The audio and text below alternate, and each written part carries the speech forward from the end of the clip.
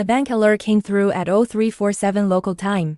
I was in my bunk at Forward Operating Base Fenty in Nangarhar Province, Afghanistan, 4 months into my second deployment, when my phone vibrated against the metal shelf beside my cot.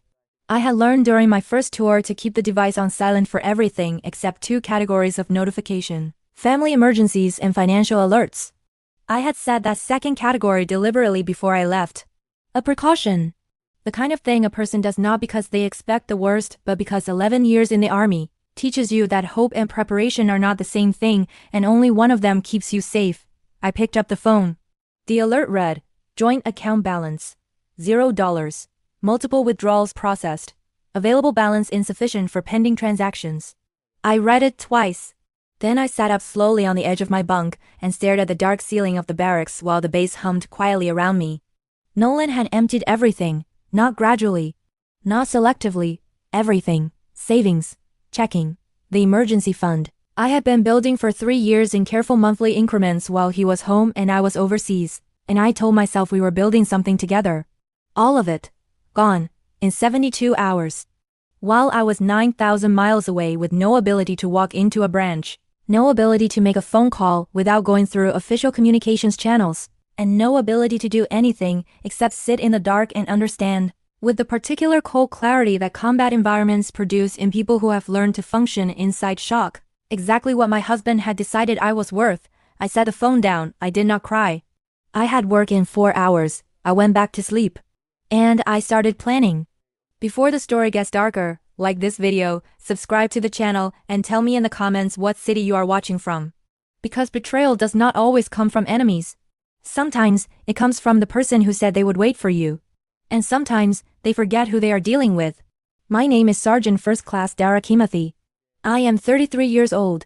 I served 12 years in the United States Army, attached for the last 4 to the 10th Mountain Division out of Fort Drum, New York, an infantry support division with a deployment tempo that meant I had spent more nights in eastern Afghanistan than I had spent in our apartment in Watertown since my daughter was born.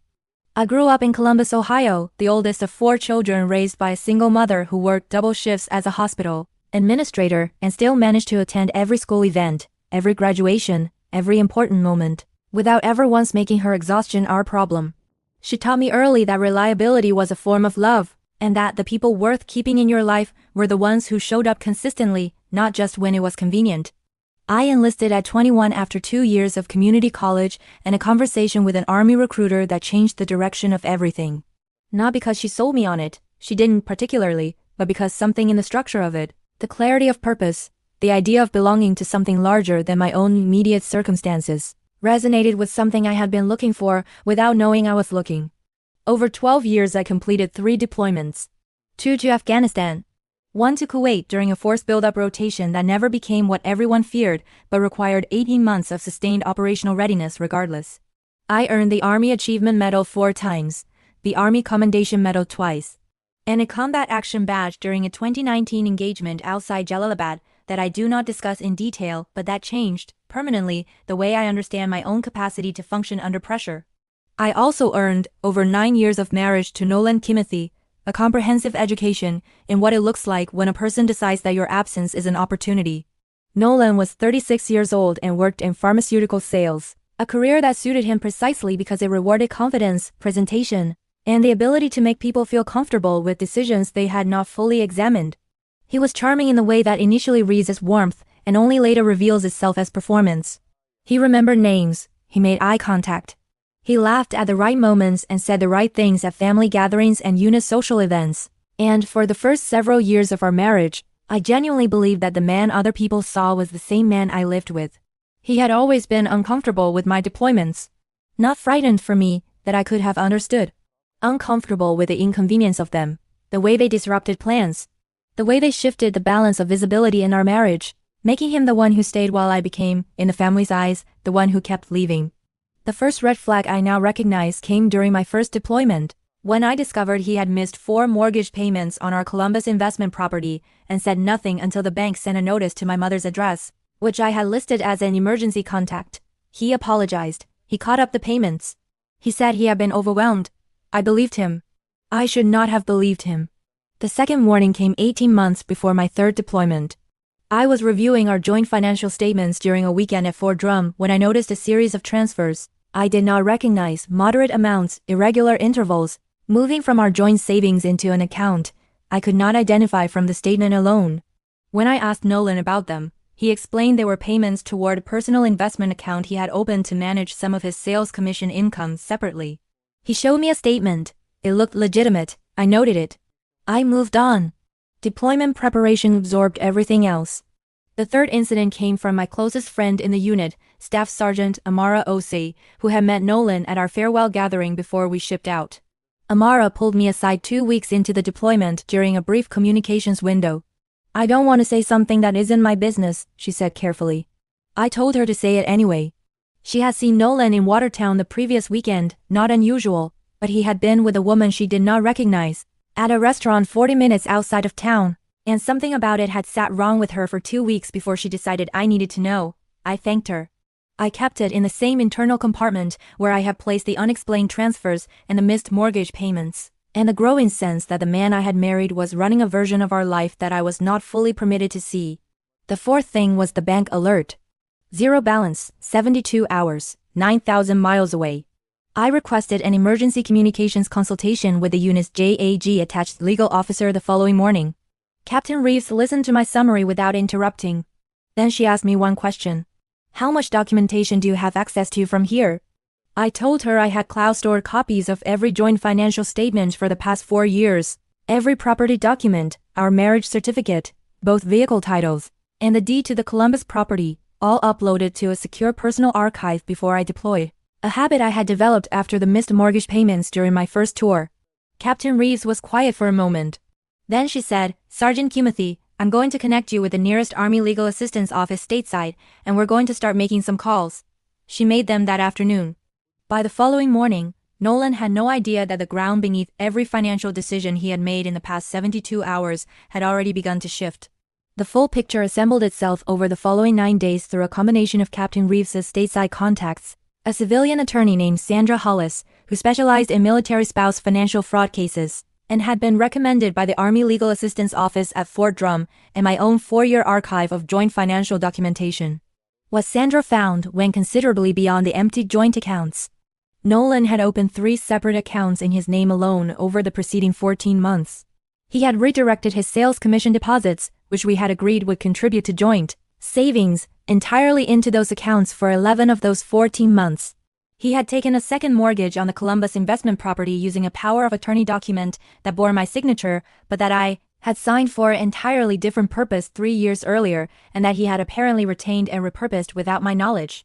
The second mortgage had generated $64,000. Nolan had spent it in 8 months. Sandra's voice was even and professional when she walked me through the summary over a secure call. She had clearly delivered this kind of information before, and understood that the person on the receiving end needed facts delivered cleanly, without editorializing. When she finished, she asked how I was doing. I told her I was operational. She understood what that meant. "Sergeant Kimothy," she said, "I want you to know that what he did triggers several provisions of the Servicemembers Civil Relief Act, and what he did with that power of attorney may constitute fraud. I've already been in contact with the Army Legal Assistance Office, and a JAG officer is being assigned to your case today." I exhaled slowly. "What do we do first?" I asked. "We freeze everything he can still touch," she said. Today, Sandra Hollis and JAG Captain Reeves moved in coordination with the precision of people who had worked together before and trusted each other's timelines.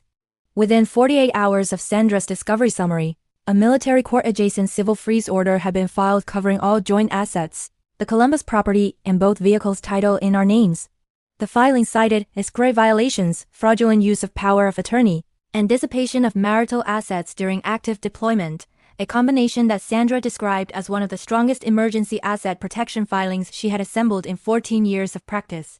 Simultaneously, Captain Reeves filed a formal complaint with the Army's Financial Readiness Program and flagged the case for Inspector General awareness given the deployment period nature of the fraud.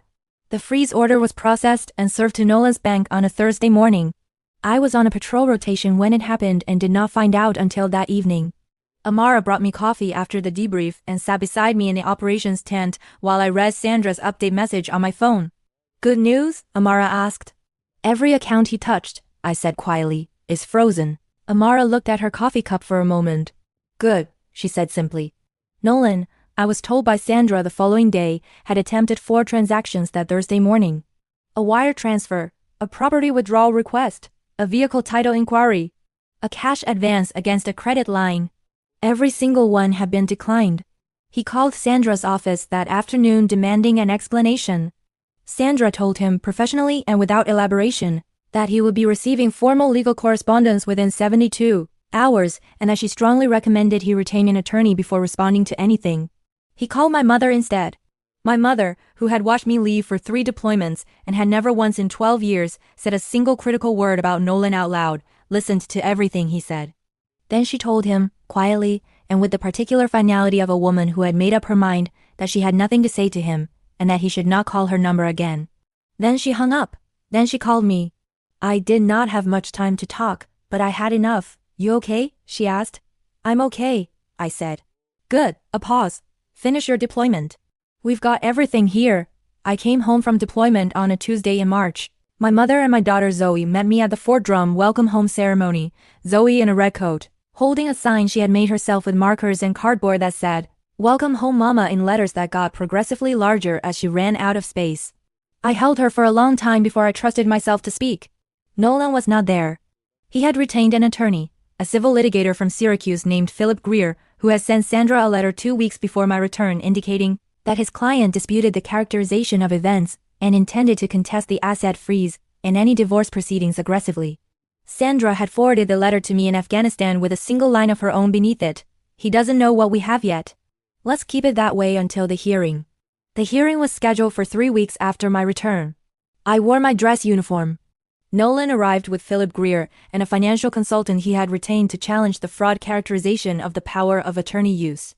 He looked composed when he entered the conference room, not confident exactly, but performing confidence with the particular practice quality I had watched him deploy at sales presentations and family gatherings for 9 years. He looked at my uniform once, then at the table. Sandra sat beside me with 4 organized binders of documentation. Philip Greer opened by characterizing the power of attorney use as a reasonable financial management decision made by a spouse managing household affairs during a partner's extended absence. Sandra let him finish. Then she opened the first binder. The power of attorney I had signed 3 years earlier was for a specific, documented purpose, refinancing a single vehicle loan, and bore a notarized scope limitation that explicitly restricted its application to that transaction alone. Nolan had used it to execute a second mortgage on a property worth 3 times the vehicle's value, 11 months after the original authorized transaction had been completed. Sandra placed the original notarized document beside the mortgage application side by side on the conference table. Then she placed Nolan's bank statements showing 11 months of redirected commission deposits. Then the 3 solo accounts. Then the $64,000 spending summary. Then the zero balance bank alert from FOB Fenty, timestamped 0347 on a Tuesday in November, received by a soldier 9,000 miles from home in the middle of a combat deployment. Philip Greer looked at the documents for a long moment. Then he asked for a recess. During the recess, Sandra came to find me in the hallway where I was standing near the window with a cup of bad conference room coffee. Greer just asked me what we're looking for in terms of settlement, she said. I looked out the window at the pale March sky over the parking lot. Everything, I said. Sandra almost smiled. That's what I told him, she said. The settlement was reached 12 days later. Full restoration of the empty joint accounts. Full restoration of the fraudulently obtained second mortgage proceeds, structured as a payment obligation against Nolan's future income. The Columbus investment property transferred entirely into my name. Both vehicles titled to me. Full legal fees covered by Nolan's settlement contribution. The Jack complaint resulted in a formal Inspector General finding that Nolan had exploited deployment period vulnerabilities in violation of the spirit and intent of the Servicemembers Civil Relief Act. The finding was referred to the District Attorney's Office for review of potential criminal fraud charges related to the power of attorney misuse. Sandra called me the afternoon the settlement was signed. It's done, she said. I was sitting on the floor of my daughter's bedroom at my mother's house in Columbus, watching Zoe arrange stuffed animals in an order of importance that she explained to me with complete seriousness for 20 minutes. Thank you, I said to Sandra. You did the work, she said. I just organized it. That was not entirely true, but I understood what she meant. Captain Reeves sent a brief message through the Army legal channel that evening. Well done, Sergeant Timothy. See you at the next one. Hopefully not. I laughed for the first time in a long time. The hardest part of coming home was not the legal process. It was the ordinary Tuesday morning 3 weeks after settlement when I woke up in my mother's guest room. Heard Zoe talking to herself in the next room, the way she did when she was arranging something important, and understood with sudden, quiet completeness that I had been so focused on the operational dimensions of survival, the documentation, the filings, the freeze orders, the hearing, that I had not yet fully sat with the simpler older grief underneath all of it. I had loved Nolan once. Not the man he turned out to be. I had never loved that man, because I had never fully known him. But the version I believed in during the early years. The version who showed up to my first deployment send-off and held my face in his hands and said he would be there when I came back. He was there when I came back. Just not the way I had meant. I made coffee. I sat at my mother's kitchen table. I listened to Zoe explain something about her stuffed animals through the wall. Then I opened my laptop and started looking at apartments near Fort Drum, not because I was ready. Because I was a soldier, and soldiers move forward even when the terrain is unfamiliar. I have been asked, since everything became known, whether I was angry. The honest answer is, yes. For approximately 4 days. The specific contained anger of someone who trusted a calculation that turned out to be wrong.